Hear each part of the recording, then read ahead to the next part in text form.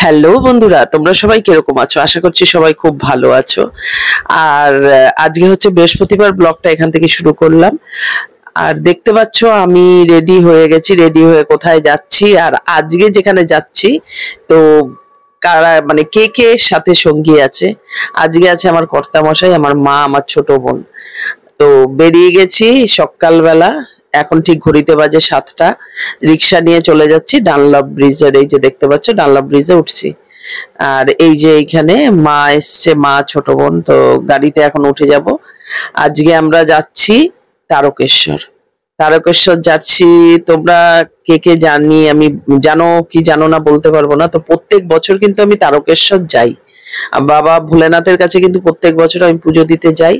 তো এবছর একটু অন্যরকম, যেহেতু মা অনেক দিন ধরে যেতে চাইছিল যে তারকেশ্বর যাব। আর মার একটা মানসিক পুজো আছে। তো সেই জন্য বললাম যে মা বললো, সেই জন্য মা বললো যে তুই তো যাসই, তো আমাদের সাথেই চল না এবছর। আমি সেই জন্য বললাম যে ঠিক আছে, চলো একসাথেই যাব। আগে যাই পরে যাই। আমার আবার সেরকম কিছু নেই যে শ্রাবণ মাসে যেতে হবে। যখন যেরকম মানে টাইম সময় বাবা যেরকম ভাবে পাঠায়, তো সেই রকম ভাবেই কিন্তু আমি বাবার কাছে হাজির হতে পারি। আমাদের কিছুটা চাওয়া পাওয়া আর বাকিটা ঈশ্বরের ওপর আমি ছেড়ে দিই, তাই না? যে তুমি যদি বলো যে এক্ষুনি যাব আমি কেদারনাথ, তো তুমি কিন্তু পৌঁছাতে পারবে না যতক্ষণ না তোমার ডাক আসবে। তো তোমার ভেতরের একটু ডাক আর অন্তরের ডাক আর ভগবানের ডাক দুটো এক জায়গায় মিলিত হলেই কিন্তু তুমি সেই জায়গাটায় পৌঁছাতে পারবে। তো সেই রকমই কিন্তু পৌঁছে গেছি। যাওয়ার সাথে সাথে একটা আমরা এই যে ঘর নিয়ে নিয়েছি, কারণ যেহেতু আমরা দুধ পুকুরে স্নান করবো, তোমরা সব দেখতে পাবে। তো ঘরটা নিয়েছি এই কারণেই যে দুধ পুকুরে স্নান করে জামা কাপড় চেঞ্জ করার জন্য। তো এই যে এখন এই যে ঘরটা দেখো, খারাপ না, বেশি ভাড়া না, এই 120 টাকা না এরকম ভাড়া। তো মা ওখানে যে শাড়ি টাড়ি চেঞ্জ করে নিয়েছে। মা যেহেতু তোমরা দেখতে পাবে দণ্ডি কেটে মার মানসিক পুজো ছিল, মা যাচ্ছে এখন। আর ঠাকুর মশাইও সাথে এসে গেছে ওই হোটেলে, মানে যেই আমরা হোটেলটা নিয়েছি, তো ওখানেই ছিল ঠাকুর মশাই। এই যে আমি আর আমাকে দেখতে পাচ্ছ। আর এত রোদ ছিল, মাইক নিয়ে নিয়ে কথা বলবো সেরকম মানে আর ইয়ে হচ্ছিল না। বাবার কাছে এসছে এক মনে পুজো দিতে, তাই জন্য মাইকে কথা বলে তাই ভাবলাম যে ভিডিওটা অন্তত শুট করে নি। আর আমার ভালো জিনিসগুলো, যে জিনিসগুলো আমি সবসময় তোমাদের সাথে পজিটিভ জিনিস শেয়ার করি, আমার ভালো জিনিসগুলো, যে কোথায় যাচ্ছি, কোথায় ঘুরতে যাচ্ছি, ঠাকুরের জায়গায় যাচ্ছি, তোমরা সবাই জানো। এখন দেখো দুধ পুকুরে নেমে গেছে মা, আমিও যাচ্ছি। তো এখন দুধ পুকুরে নেমে এত পিছল, এত পিছল, মানে বলার মতন কিছু নেই। যে যে যাবে না পাটা, তো আমিও ভেবেছিলাম যে কোনো ব্যাপার না, অনেক আগে যখন আসতাম না আমি স্নান টান সেরেই যেতাম। তো এবছর গেছি স্নান করে যাইনি, আমার ইচ্ছা ছিল যে দুধ পুকুরে আমি স্নান করব। তো সেই জন্যই স্নান টান করে যাইনি। এবার ভাবলাম যে ওখানে গিয়ে স্নান করে ওই ভেজা জামা কাপড়ে বাবাকে জল ঢালবো। তাই জন্যই ওই ওই রকম ভাবেই দুধ পুকুরে স্নান করতে নেমেছি, মাও নেমেছে। তো এবার দুধ পুকুরে নেমে যে এত পিছল, পা রাখা যাচ্ছে না। পা রাখলেই যেন একেবারে যেন মনে হচ্ছে এই পড়ে যাবো, এই পড়ে যাবো, সামনের সিঁড়িগুলো পর্যন্ত। তো ওখানে দড়ি বাঁধা আছে, বোন আবার দেখছে, বোন নেমে আসলো যাতে পড়ে টরে না যাই। একে অপরকে সবাই আছে মানুষজন, ওই যে ওরা অতটা অব্দি আটকে দিয়েছে, তারপরে কিন্তু ভীষণ গভীর ওই পুকুরের ওই আটকানো অব্দি কিন্তু সবাই যাচ্ছে নেমে স্নান করে। আমি আর রিস্ক নিইনি, বাবা সাঁতার জানি না। তো ওইরকম ভাবেই একটু একটু করে ডুব দিয়ে দিয়েই এই যতটুকু আমাদের সাহস, আমাদের ক্ষমতা, আমরা সাঁতার জানি না, সেই ওই জায়গাটুকু নেমেই কিন্তু গা ভিজিয়ে স্নান করা। আর আমি যখন আগে গেছিলাম শ্রাবণ মাসে, তখন ছিল শ্রাবণ মাস, তো ভেবেছিলাম যে শ্রাবণ মাসে যাই। যখন এই মাসটাই বাবা চাইছে, তো গেছিলাম তখন প্রায় মানে এই পুকুরটা ভরে লোক, মানে গিজগিজ করছে, স্নান করছে, বৃষ্টি হচ্ছে, এইরকম অবস্থা। আর তখন আমি ভেবেছিলাম যে আমি একটু স্নান ভিজেই যখন গেছি স্নান করে নি। তারপরে আমার কর্তামশাই বললো যে না, তুমি এই ভেজা জামা কাপড় আনোনি, আবার নিয়ে তুমি যাবে। তো সেই জন্য আমি আর স্নান করিনি। তো সেই আশাটা ছিল আমার মেয়ের সময়ে, সেই যখন 18 মাসে চুল দিতে এসেছিলাম, মাথার চুল, তো তখন করেছিলাম, মেয়ে করেছিল, আমরা সবাই করেছিলাম। তো সেই আশাটা অনেকদিন ধরে ছিল যে স্নানটা করে নেব। তো সেইটা আশাটা আজকে পূরণ হয়ে গেল, যে অনেকদিন ধরে দুধ পুকুরে স্নান করা হয় না। আসি বাবাকে পুজো দিয়ে বেরিয়ে যাই। তো সেই আশাটা বাবা পূরণ করে দিল যে নে তুই স্নান করতে চেয়েছিলি, এবার করে নে। তো এত সুন্দর সুযোগ কেউ মানে হাতছাড়া করে? তো দেখো এখন আমি স্নান করে নিচ্ছি, বোন শুট করে দিচ্ছে, বোন সাইডে দাঁড়িয়ে কর্তামশাই জল নিয়ে পুজোর ইয়ে করছে। মার হয়ে গেছে, মা এবার ঠাকুরমশাই বলল এবার ওই জল থেকে উঠে দণ্ডিটা যেহেতু কাটতে হয়, তো মানসিক পুজো যেইভাবে হয় দণ্ডি কেটে যেরকম ভাবে, তো উনি সেইভাবে ইয়ে করে দিচ্ছে। আর আমরা বাবার মাথায় জল খুব সুন্দর ঢেলেছি। ওখানে যেহেতু ক্যামেরা অ্যালাউ নেই, ঢুকতে দিচ্ছে না, বারবার করে বলছে, তো আমি দূর থেকে একটুখানি তুলেছি, তাই জন্য ওখানে আমি ফটো তুলতেও পারিনি। আর আজকে বাবার সেই মানে যেই শিলামূর্তি, আজকে পুরো মানে এত বছর ধরে যাচ্ছি, সেই মেয়ের সময় দর্শন করেছিলাম, আর এই আজকে দর্শন করলাম। বাবার অনেক বছর বাদে আবার বাবা সেই শিলামূর্তির দর্শন পেলাম। সবই বলে না ভাগ্য, যে তোমার ভাগ্যে যদি থাকে তো তুমি অবশ্যই কিন্তু দেখতে পাবে, আর বাবা যদি চায়। তো সেটাই হয়েছে, যে শিলামূর্তিটা কিন্তু আজকে দর্শন করতে পারলাম।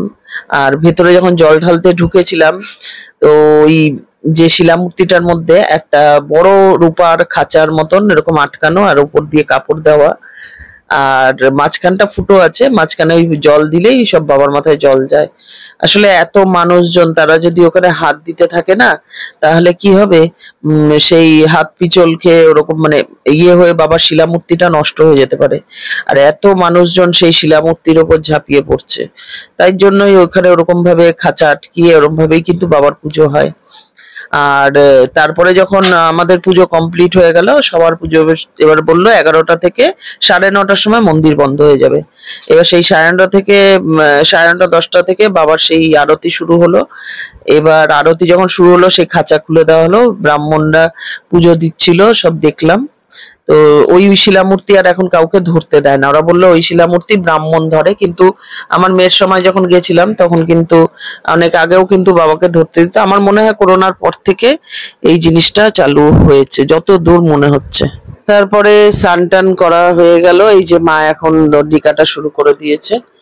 তো যেহেতু ওখানে ওরকম ভাবে দণ্ডি কাটছে, তো আমিও সাইডে আছি, তাই একজন বলছে ধরবেন না, তাই আমি বললাম যদি না ধরি বাই চান্স পড়ে যায়, বয়সও হয়েছে, তো ধরে নিয়ে যাচ্ছিলাম, তারপরে একটু ছেড়ে দিলাম, বোনও তুলছে, একটু শুট করছে। তো ওরকম ভাবেই বসে বসে এ যতটা অবধি দাগ কাটতে হয় হাতটা রেখে, সেই অবধি কেটে কেটে মা এগিয়ে যাচ্ছে। তো যেটা হচ্ছে যেরম ভাবে করে দণ্ডি কাটা, তো সেইরকম ভাবে কিন্তু করছে। ঠাকুর মশাই বলে দিয়ে গেলে এরকম ভাবে করবেন, মন্দিরটা পুরো প্রদক্ষিণ করে আবার এসে এই ইয়েতে নামবেন।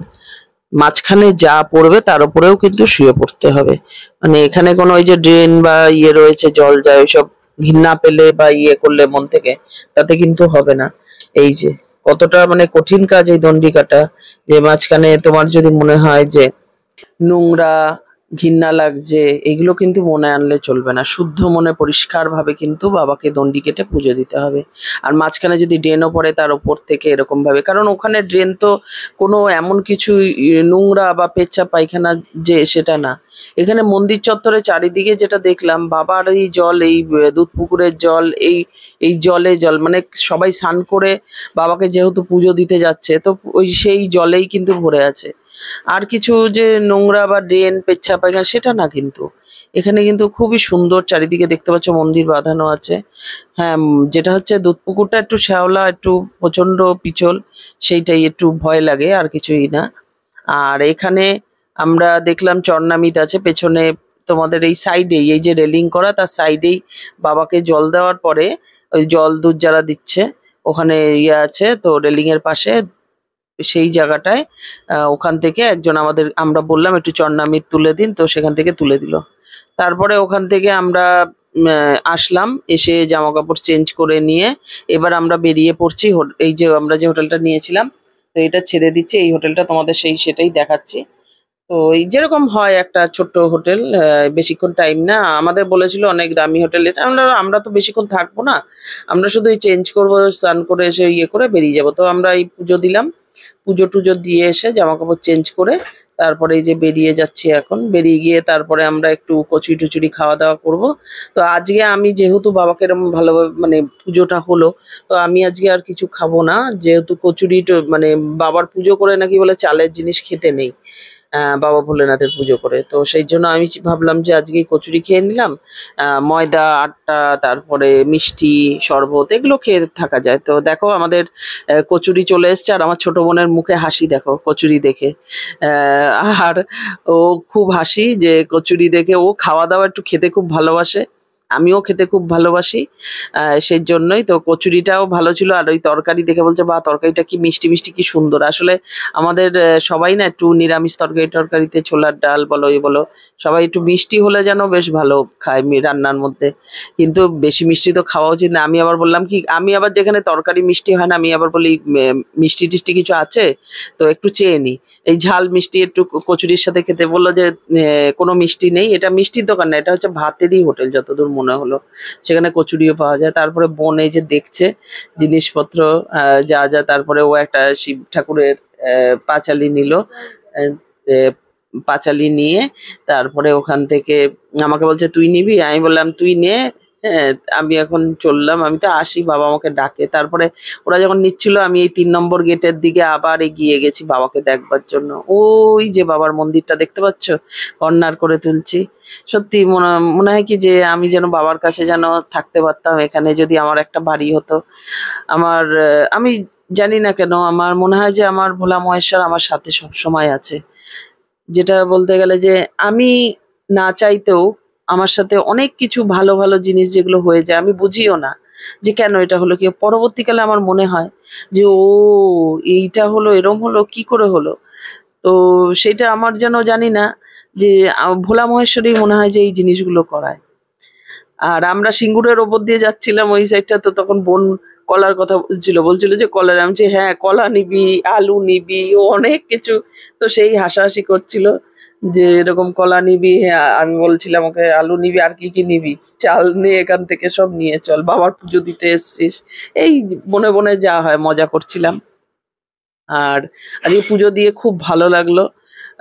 তোমরাও যখন দেখবে যে মনটা খুবই চঞ্চলা হয়ে গেছে আর কোনো কিছুর দিকে তোমরা যখন কিছুই এগোতে বা কোনো কিছু করতে পারছো না, যে সবকিছুতে নানান রকম ভাবে সবাইকেই বলছি বাধা, কোনো কিছু যাই হোক, সোজা সোজা ঈশ্বরের শরণাপন্ন হবে।